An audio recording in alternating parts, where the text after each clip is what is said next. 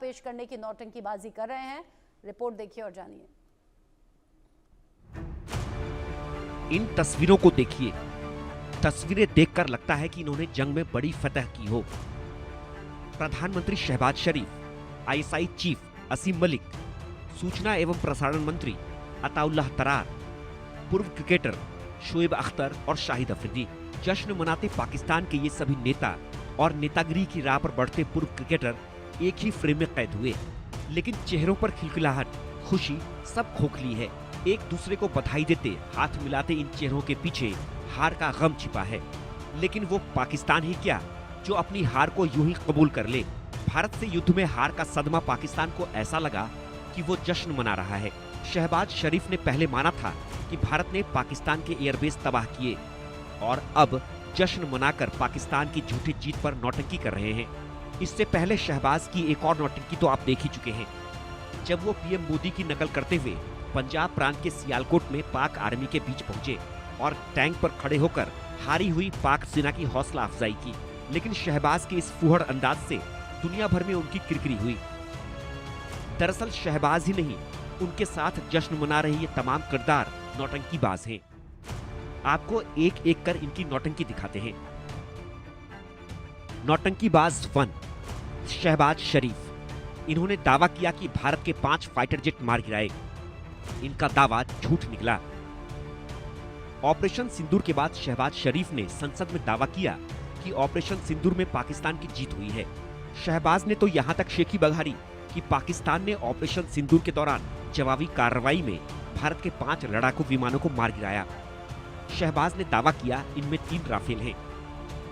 उन्होंने रिलीज किया हमारे उकाब, झपटे और आनन फानन 5 जहाज, जिनमें 3 राफेल, उनको मार गिराया और उनको ऊंधे मुंह वो कश्मीर पर जाकर गिरे, बठिंडा में जाके गिरे। इससे बड़ी अल्लाह ताला के फजल करम से इस मौजूद जवान को, पाकिस्तान के 24 करोड़ अवाम को, आपको इससे बड़ी इज्जत नहीं मिल सकती। इसके लिए हम जितना भी अल्लाह ताला के हजूर सजदा रेज़ होंगे, हम उसका तब भी उसका शुक्र कभी अदा नहीं कर सकते कि ये कन्वेंशनल वॉरफेयर थी। इसमें न्यूक्लियर दूर दूर तक उसका कोई नामो निशान नहीं था।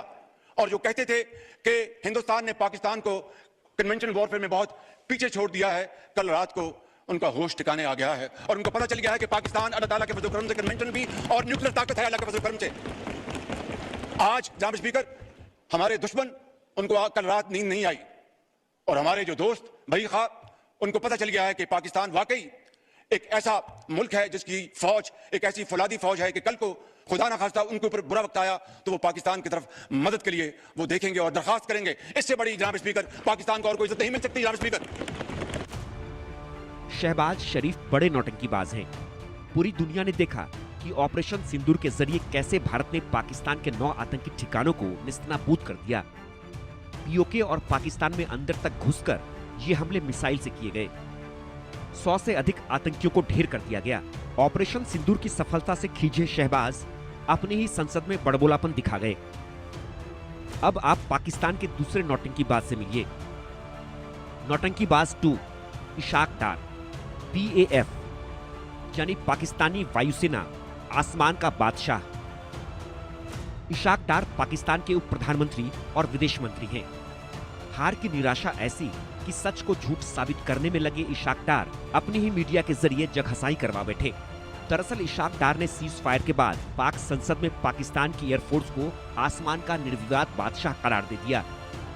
इसे साबित करने के लिए उन्होंने ब्रिटिश अखबार टेलीग्राफ की रिपोर्ट का सहारा लिया और संसद में चीख चीख कर पाकिस्तानी एयरफोर्स का गुणगान करने लगे। ऑब्वियसली हजम नहीं हुआ।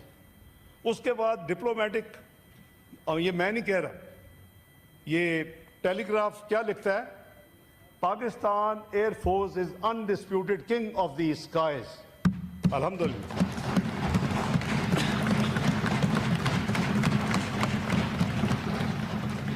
अल्लाह ताला का बहुत शुक्र किया, गुरूर नहीं किया, तकब्बर नहीं किया, बड़ी स्टेटमेंट्स नहीं थी और अपने दाएं हाथ भी साथियों को, बाएं हाथ भी, कि भाई यही रिक्वेस्ट की कि अल्लाह का शुक्र अदा। लेकिन इशाक डार की नौटंकी की पोल पाक मीडिया ने ही खोल दी। जिस ब्रिटिश अखबार टेलीग्राफ की रिपोर्ट का हवाला इशाक डार दे रहे थे वो फेक न्यूज निकली और ये पड़ताल भी पाकिस्तान के अखबार डॉन ने ही किया। और इसे झूठा करार दिया। डॉन की पड़ताल में सामने आया कि ब्रिटिश अखबार टेलीग्राफ ने ऐसी कोई रिपोर्ट छापी ही नहीं थी। पाकिस्तान के अगले नौटंकीबाज हैं नौटंकीबाज 3 अताउल्लाह तरार। इन्होंने कहा 36 घंटे में भारत हमला करेगा, झूठ निकला। अताउल्लाह तरार पाकिस्तान के सूचना और प्रसारण मंत्री हैं। पहलगाम में आतंकी हमला करवाने के बाद पाकिस्तान किस कदर खौफ से गुजर रहा था, ये उसकी बानगी भर है। अताउल्लाह तरार पर भारत की जवाबी कार्रवाई का खौफ ऐसा चढ़ा कि उनकी आंखों से नींद उड़ गई। आधी रात को करीब 2:30 बजे अताउल्लाह तरार ने प्रेस कॉन्फ्रेंस बुलाई और दावा किया कि अगले 24 से 36 घंटे में भारत पाकिस्तान पर हमला कर देगा। तरार के दावे के कई दिनों तक भारत ने कोई कार्रवाई नहीं की। 6-7 मई की दरमियानी रात भारत ने ऑपरेशन सिंदूर चलाया भी तो पाकिस्तान के सैन्य ठिकानों पर नहीं, बल्कि आतंकियों के ट्रेनिंग सेंटर्स पर। अताउल्लाह तरार का दावा भी महज नौटंकी निकली।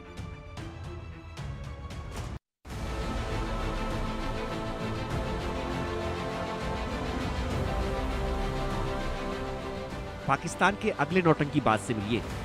नौटंकीबाज 4 शाहिद अफरीदी। इन्होंने दावा किया युद्ध में पाकिस्तान की जीत, दावा झूठ। पाकिस्तान के पूर्व क्रिकेटर हैं, लेकिन आजकल नेतागिरी में किस्मत चमकाने को उतावले दिख रहे हैं। शाहिद अफरीदी ने तो सीज फायर के बाद पाकिस्तान की हार को जीत दिखाने के लिए बाकायदा विजयी यात्रा तक निकाली। 11 एयरबेस के तबाह होने और पाकिस्तानी मिसाइलों, फाइटर जेट्स और सैकड़ों ड्रोन के भारत में मार गिराए जाने के बाद पाकिस्तान सीज फायर के लिए चिल्ला उठा था। तब जाकर भारत ने सीज फायर का प्रस्ताव माना, वो भी अपनी शर्त पर। लेकिन शाहिद अफरीदी इसे पाकिस्तान की जीत बता रहे हैं। नौटंकीबाजी में शाहिद इतना आगे निकल गए कि विजय यात्रा निकालकर अपना मजाक तक बना डाला। पाकिस्तान के अगले नौटंकीबाज भी पूर्व क्रिकेटर ही हैं। नौटंकीबाज 5 शोएब अख्तर। इन्होंने कहा पहलगाम हमले पर भारत के आरोप झूठे, शोएब की नौटंकी झूठ।